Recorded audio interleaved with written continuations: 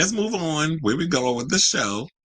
Oh, let's get into the Diddler story because as we always say on this show, another day, another Diddler story where apparently he's being sued yet again. This time by a sex worker who said that he done violated his poop shoot.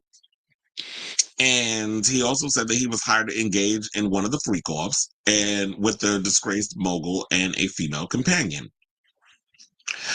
So now, according to reports, it said Diddy has been accused of SAing, because we gotta watch the words and stuff on here, algorithms and YouTube.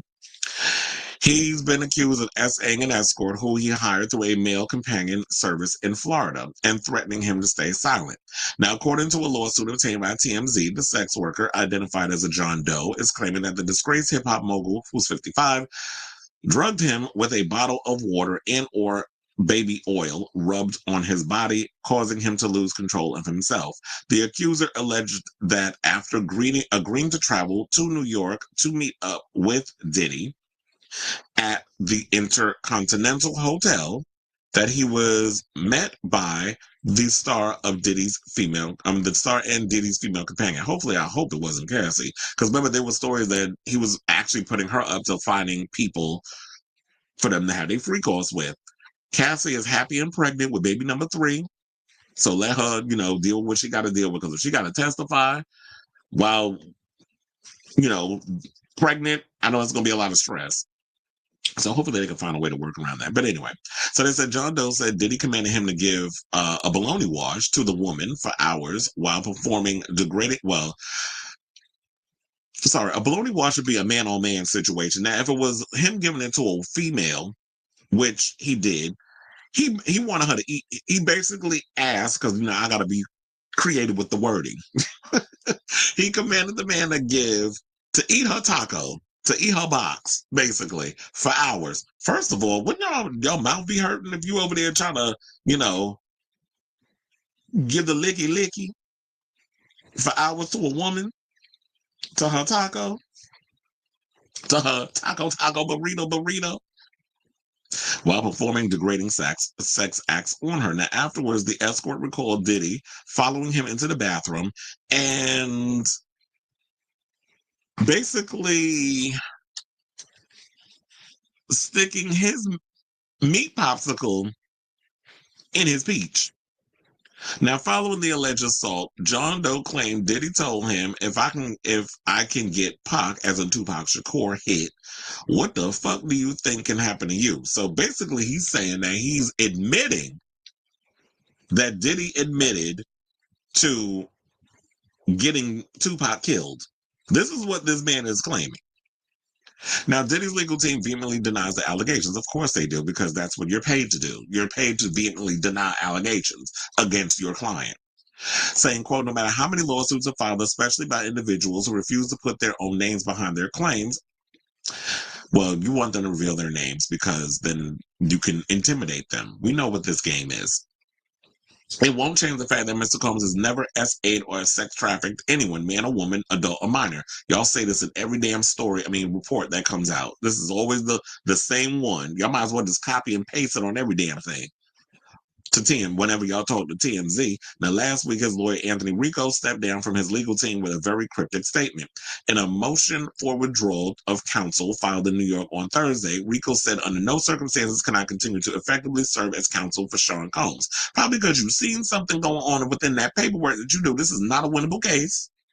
Diddy did it, and he's going to spend the rest of his life in prison. I don't care what anybody say, but which is why they'll never put me on this damn case, because he's going to be guilty in my eyes and in my vote before y'all even put me on that damn, as juror number 1. Because I've been juror number 1 before in a court case. I have. And I had to give the verdict. That was always the gag with me. I was like, well, Lord, now I got to give this verdict. Hopefully I get to live to see another day. Well, clearly I'm here, because it was a not guilty verdict. But for the most part, I was juror number 1. So I know that pressure chair. Anyway. One time I had put guilty on all charges because I had to write it on the paper. They said, no, you can't write that. You can't say guilt. I mean, not guilty on all charges. You have to literally put like guilty or not guilty and that sort of thing. Because I was going to, and that goes to show I watch way too much Law and Order. That I was coming from that whole concept of thinking, oh yeah, it's like how it is on TV. It's not. It's a little dramatic on TV though. Quiet as it's kept. There's some court cases that you see in real life that are just as dramatic as what you see on TV. But anyway, let's get back into this. So we said that in a motion for withdrawal of counsel filed in New York on Thursday, Rico said under no circumstances can I continue to effectively serve, blah, blah, blah. Rico also said he was providing no details to support the application, adding that government prosecutors had been notified that and didn't take a stance. He said him standing down would not result in a delay to the current schedule, with Combs set to stand trial in May. Combs has the same lead counsel he has had since his homes in LA and Miami were raided last year. Agnafilo and Tenny Garagos, as well as 3 other lawyers on his team. So he's got like a team of 5 lawyers at this point.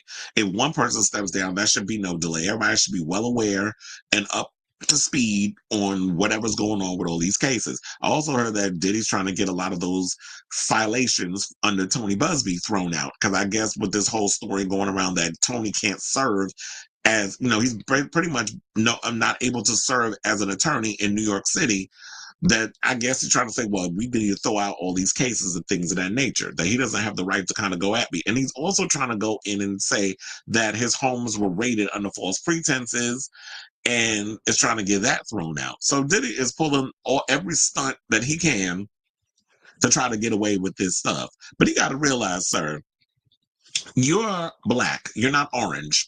You're not going to be able to get away with the things that the orange idiot, the tangerine terror in the White House is going to get away with.